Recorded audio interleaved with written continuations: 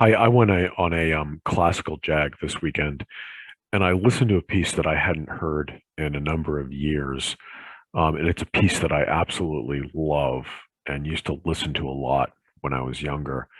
And the piece is music for strings, percussion, and celesta by the Hungarian composer Bela Bartok.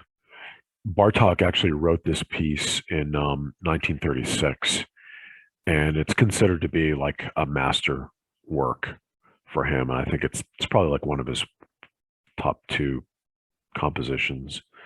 Um, but it's very dynamic, bold, varied, high contrast, contradictory piece. And it when I first heard it, it blew me away. It just blew me away. It was like hearing Elvis for the first time. And I'm like, this classical music can sound like this. This is a good piece. I mean, if you're into classical music and you've never heard it, I strongly recommend you listen to it. Um, if you're not into classical music and you just find it boring, this might be a piece that could draw you in and show you the potential of classical music.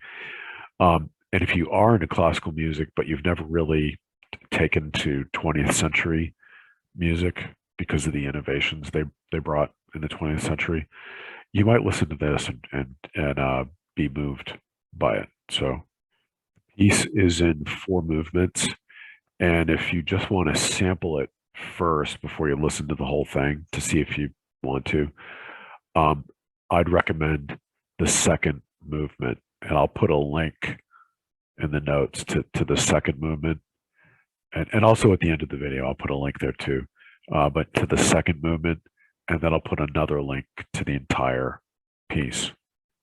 The other thing I want to mention is if you do search for it yourself, if you don't use the links I provide, um, I haven't listened to every recording of this, but I've probably listened to like or sampled four to five, and in my opinion, nothing that I've heard comes close to the Chicago Symphony's performance, which was recorded like in the late 50s, like 58.